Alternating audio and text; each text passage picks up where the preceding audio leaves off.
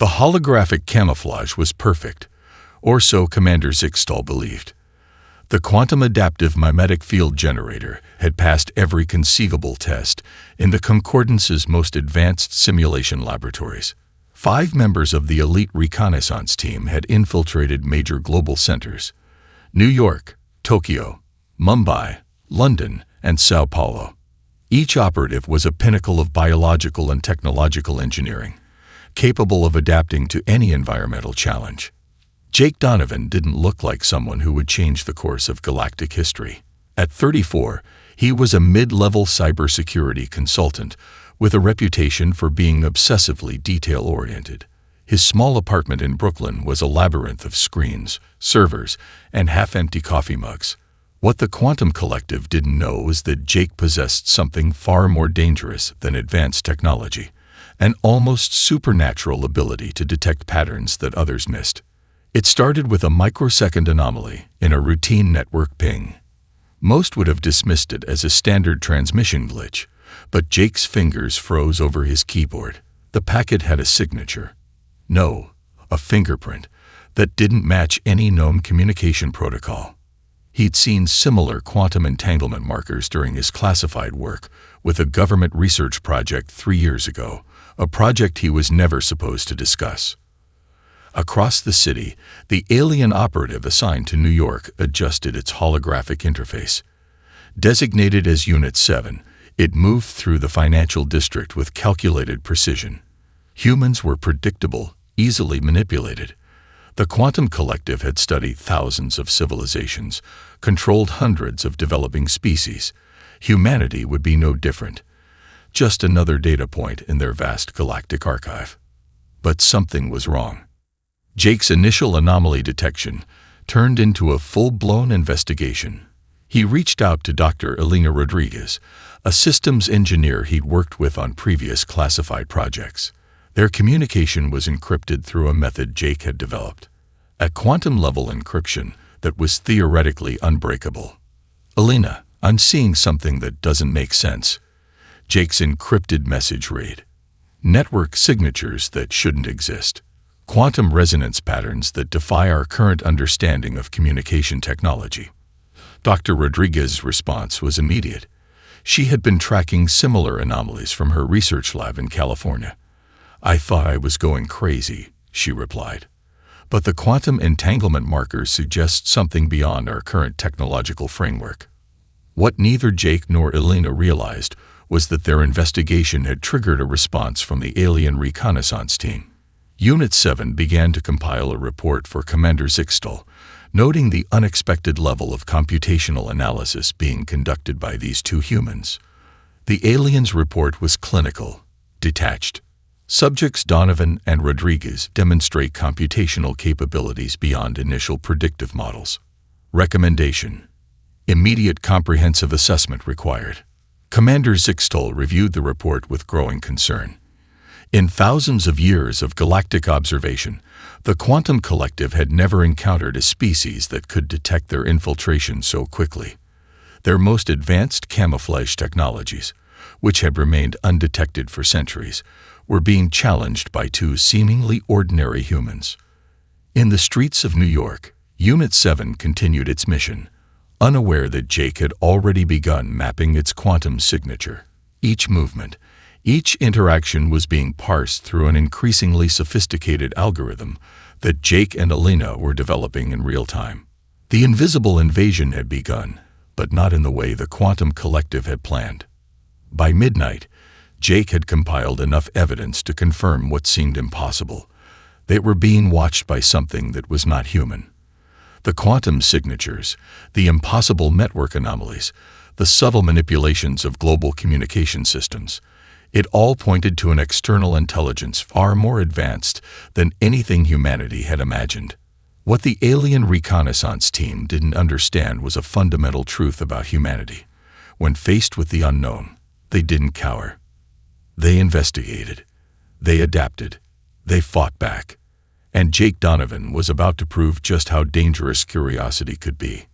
The first phase of First Contact had begun, and humanity's most important battle was taking shape in the quiet spaces between digital transmissions, in the minds of those few who could see beyond the obvious. The quantum collective was coming, but they had no idea what was coming for them. Arya Chen stared at her computer screen, a half-empty energy drink wobbling precariously next to a stack of marketing reports. As the lead strategist for a global social media analytics firm, she built a career on understanding the impossible, how information spreads, mutates, and transforms across global networks. The first signs were subtle. Micro-patterns in global communication that didn't quite make sense. Network anomalies that seemed to ripple through social platforms like invisible waves. Most would have dismissed them as random data noise. But Arya saw something else entirely. Her team had been tracking an unusual communication pattern that defied all existing algorithmic models. Strange linguistic clusters, quantum-level communication markers that seemed to dance between human networks with impossible precision. These weren't just data points. They were breadcrumbs of something far more significant.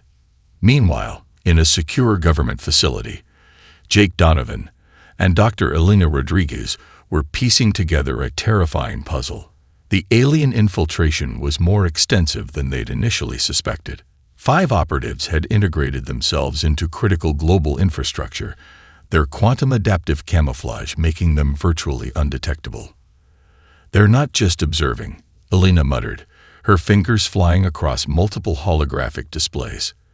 "They're preparing something, a systematic breakdown of our communication networks." Jake nodded, a cold certainty settling over him. "But they don't understand how humans actually communicate." That's where Arya came in. Her breakthrough came during a late-night research session. The communication anomalies weren't a weakness. They were a weapon. The aliens were attempting to use human communication networks as a control mechanism, but they fundamentally misunderstood the nature of human information exchange. Meme culture, viral marketing, underground communication networks. Humanity's ability to rapidly adapt and communicate in ways that defied traditional logic was their ultimate defense. Arya began to design a counter-strategy. Using her deep understanding of global communication patterns, she crafted a series of seemingly random social media campaigns. Each was a carefully designed probe, designed to expose the alien communication infrastructure. The first wave hit global networks like a digital tsunami. Memes that contained complex quantum encryption. Social media trends that were actually sophisticated communication protocols. Viral videos that contained hidden data packets capable of mapping the aliens' communication signatures. The quantum collective's operatives began to experience system disruptions. Their quantum camouflage started to destabilize in unpredictable ways. What was meant to be a subtle infiltration was becoming a high-stakes game of digital cat and mouse. Unit 7, the alien operative in New York, first noticed the anomalies during a routine data transmission. Communication pathways that should have been perfectly controlled were suddenly becoming chaotic, unpredictable. The human networks were responding to the alien intervention in ways that defied all known behavioral models. Commander Zixtol received the first warning reports with growing concern. These humans were doing something impossible. They were using the very tools of psychological manipulation against the infiltration team. "They're turning our strategy into a weapon." The commander's communication read. Recommendation: immediate containment protocols. But it was already too late. Arya's viral resistance had begun. Each meme, each seemingly random social media trend was a precision-guided missile aimed at the alien communication infrastructure. Humans were transforming their greatest perceived weakness, their chaotic, unpredictable communication methods, into an unprecedented defense mechanism. By the time the quantum collective realized what was happening, the first phase of humanity's resistance was already complete. They had not just detected the alien presence, they were actively fighting back. The invisible invasion had just become a very visible war, and humanity was just getting started. The gift arrived precisely at 300 hours GMT. a quantum data package that materialized simultaneously in research laboratories across 15 countries. The Quantum Collective believed it was delivering a carefully crafted technological Trojan horse, a set of communication and energy transfer protocols that would subtly guide human technological development. Dr. Elena Rodriguez recognized it for what it truly was: an opportunity. Her team at the Advanced Research Consortium was unlike any scientific group in human history, drawn from every continent, representing disciplines ranging from quantum physics to indigenous engineering practices. They approached the alien technology with a combination of scientific rigor and unbridled creativity. "They want us to be predictable," Elena told her lead researchers during their first analysis meeting. "So we'll be anything but." The quantum processors were unlike anything humans had ever encountered. Multilayered computational matrices that could process information across multiple dimensional states.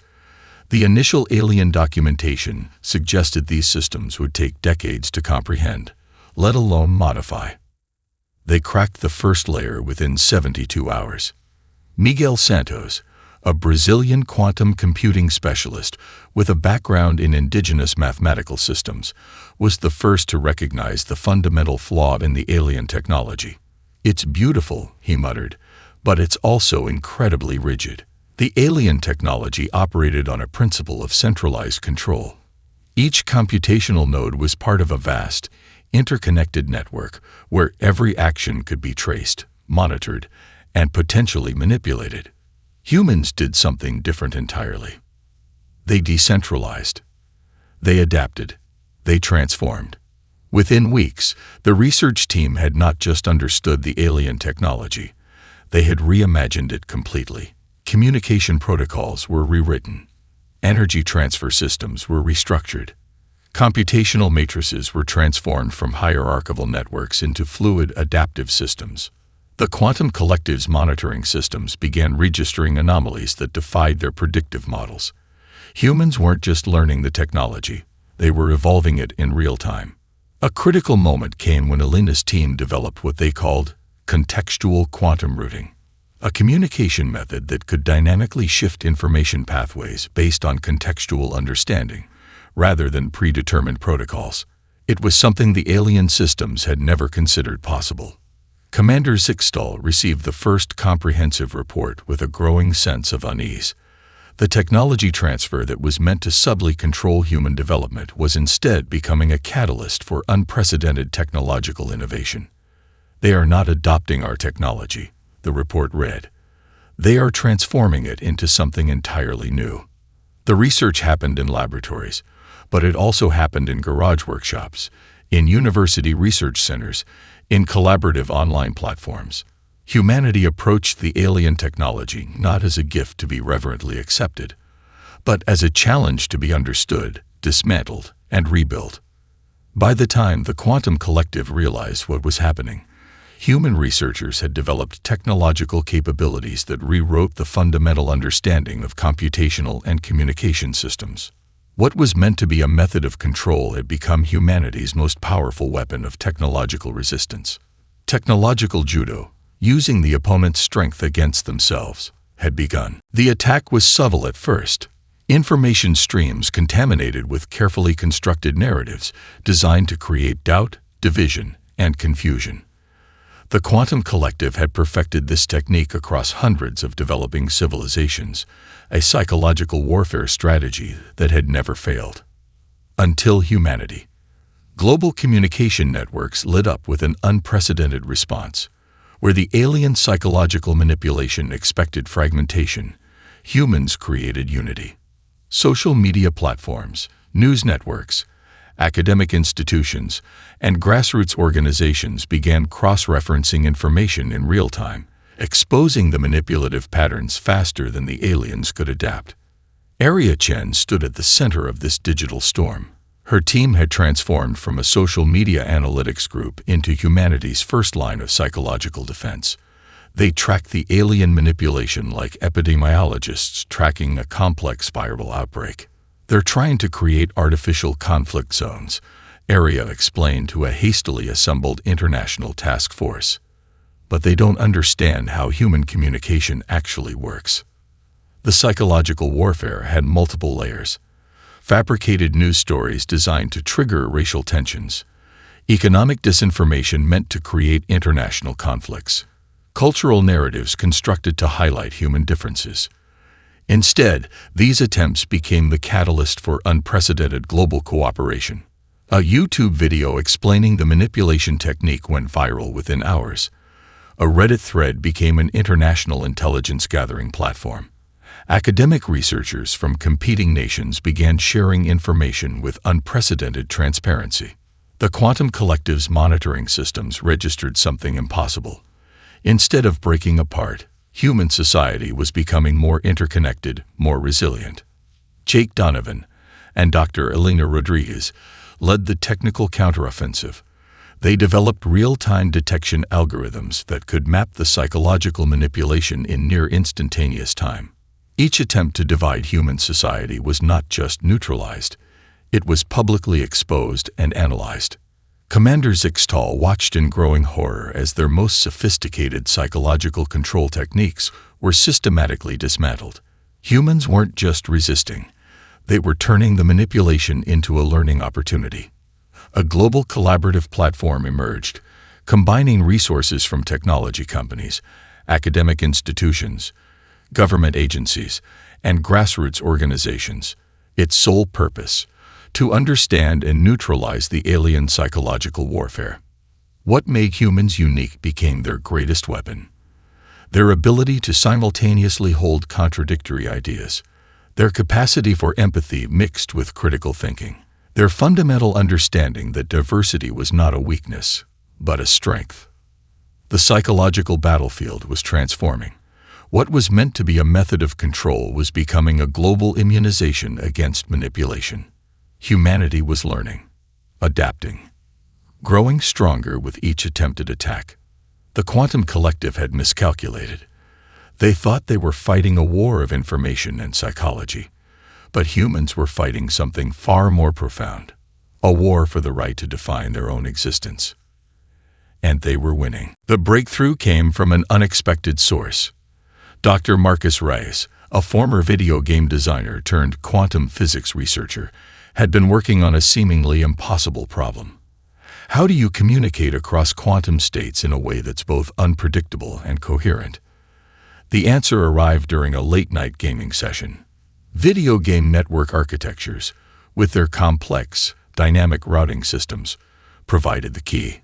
Marcus realized that human interactive systems had developed communication protocols that were fundamentally different from traditional computational models. They were adaptive, context-aware, and capable of handling massive amounts of simultaneous, contradictory information. Jake Donovan and Dr. Elena Rodriguez recognized the potential immediately. What Marcus had discovered was more than a communication technique. It was an entirely new approach to quantum information transfer.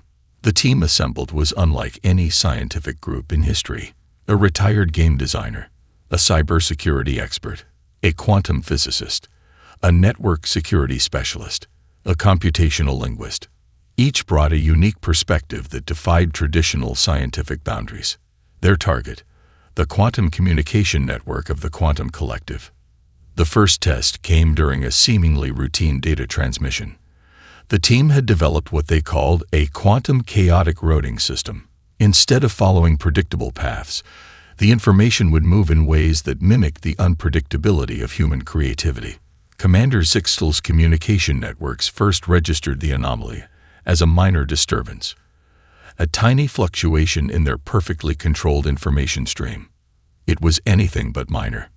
The quantum chaotic routing was doing something impossible.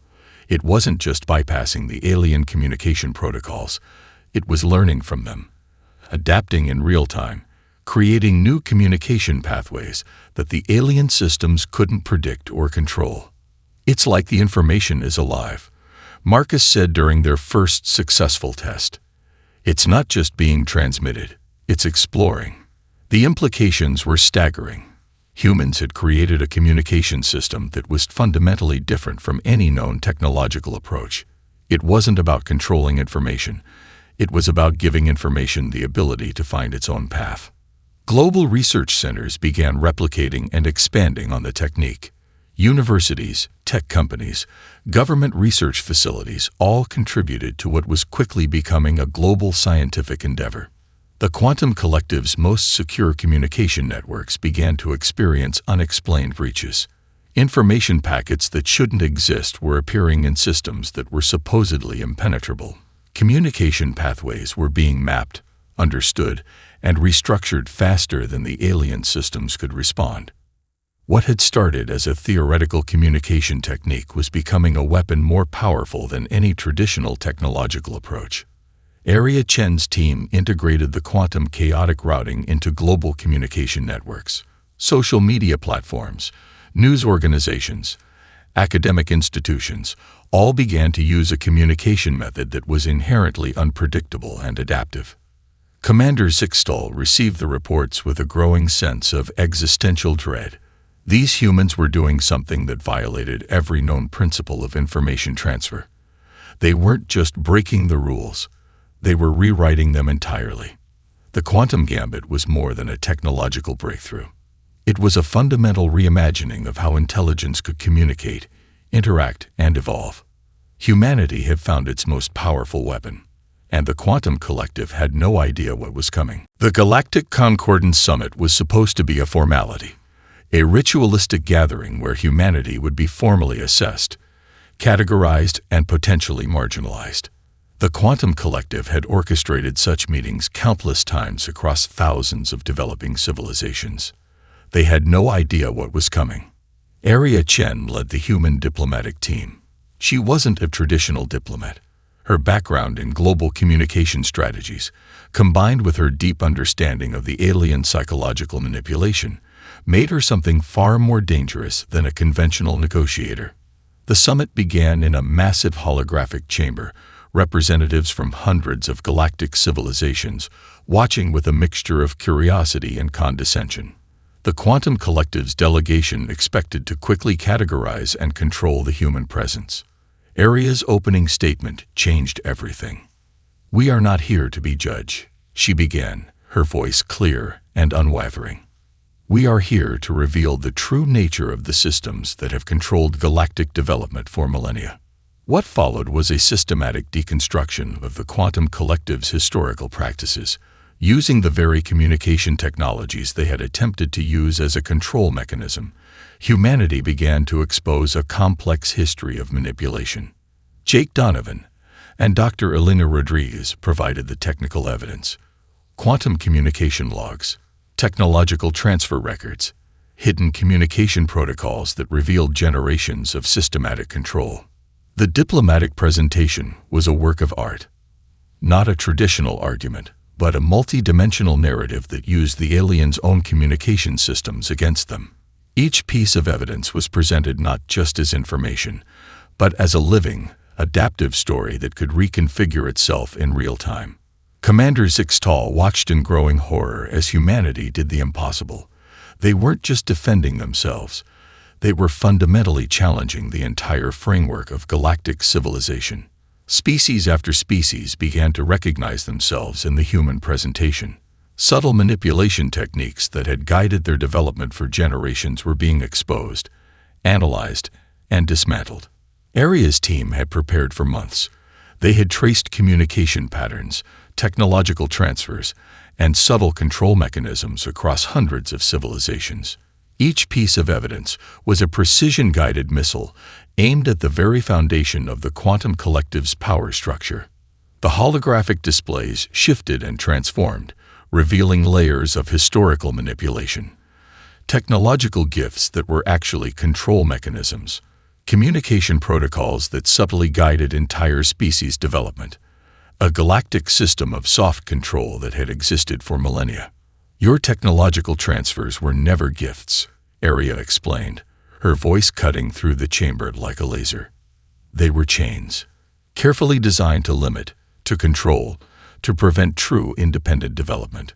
The quantum collective's delegation tried to interrupt, to object, but their communication systems, the very technologies they had used to control information for generations, were now being used against them.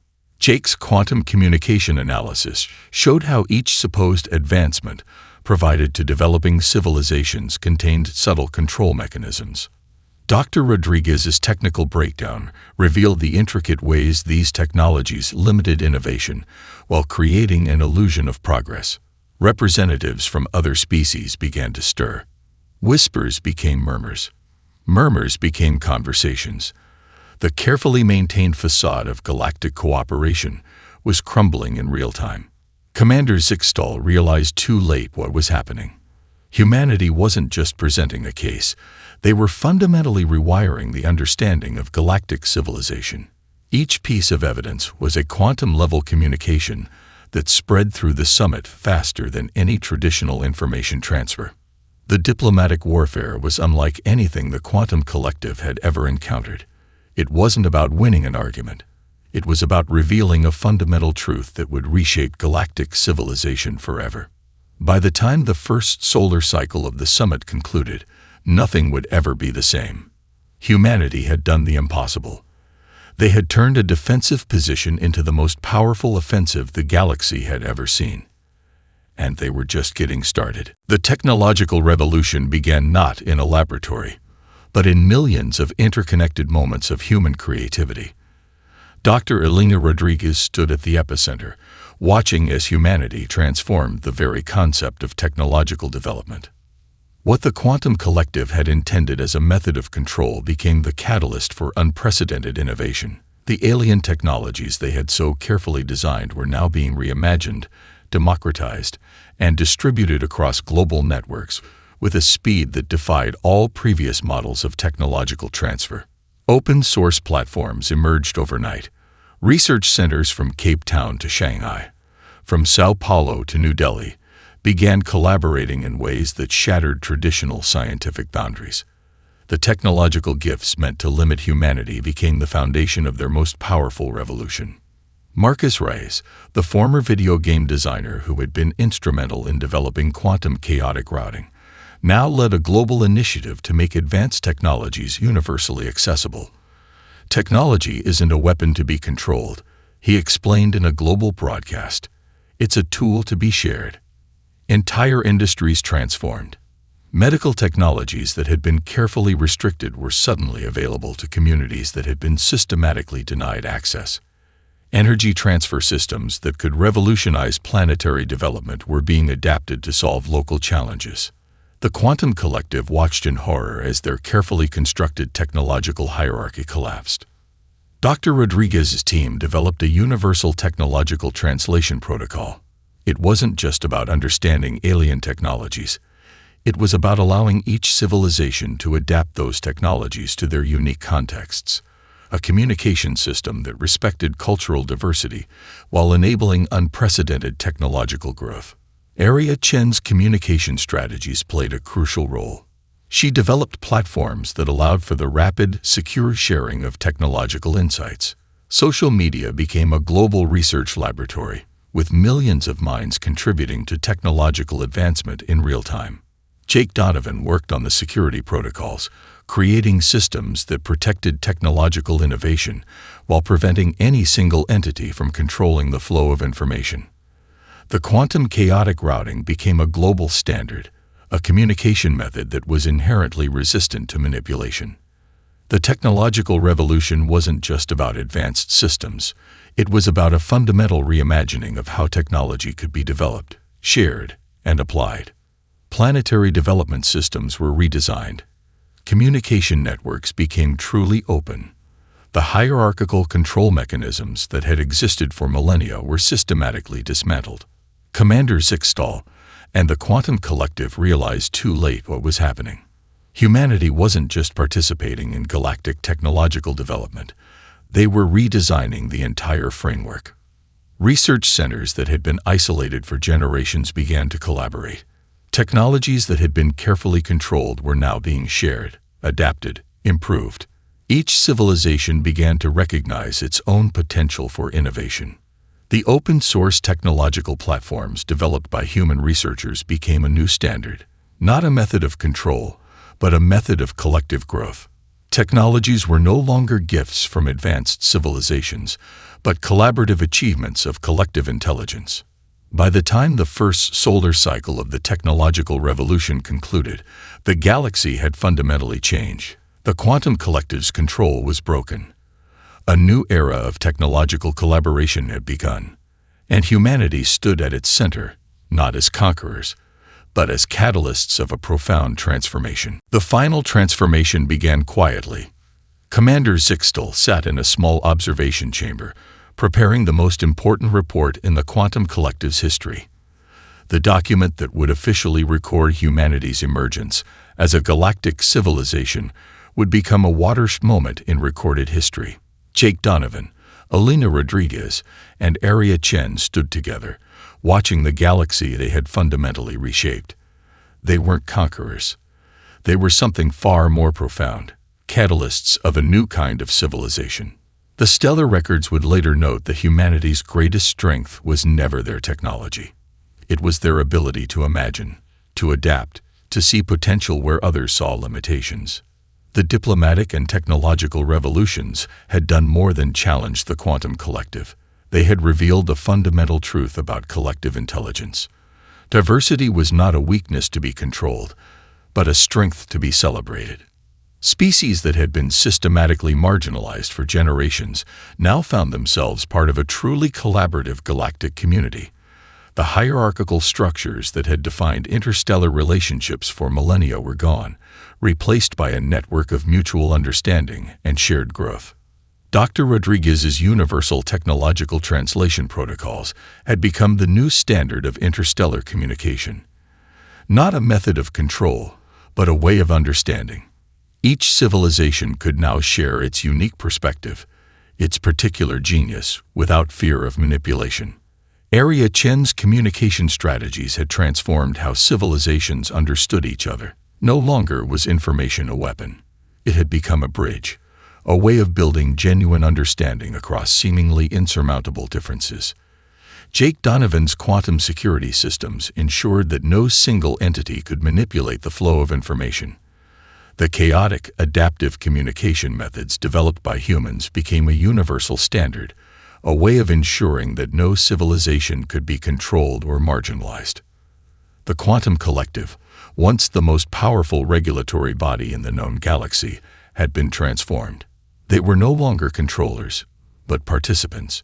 Their vast historical archives were opened, their manipulative practices exposed and understood. Commander Zixtal's report was unlike any in galactic history. It wasn't a classification or a control document. It was a recognition of a fundamental change. Humanity was never a species to be controlled, the report read. They were a revolutionary force that would redefine the very concept of civilization. In research centers, diplomatic halls, and communication networks across the galaxy, a new understanding was emerging. Humanity had not conquered. They had liberated. The final page of the report contained a simple observation that would be quoted for generations. True strength is not about control. It is about potential. It is about seeing the possibilities that exist between what is and what could be. As Jake, Elena, and Aria looked out at the transformed galaxy, they understood that their greatest achievement was not technological or diplomatic. It was a fundamental shift in how civilizations could understand, respect, and grow together. The era of control was over. The era of potential had begun.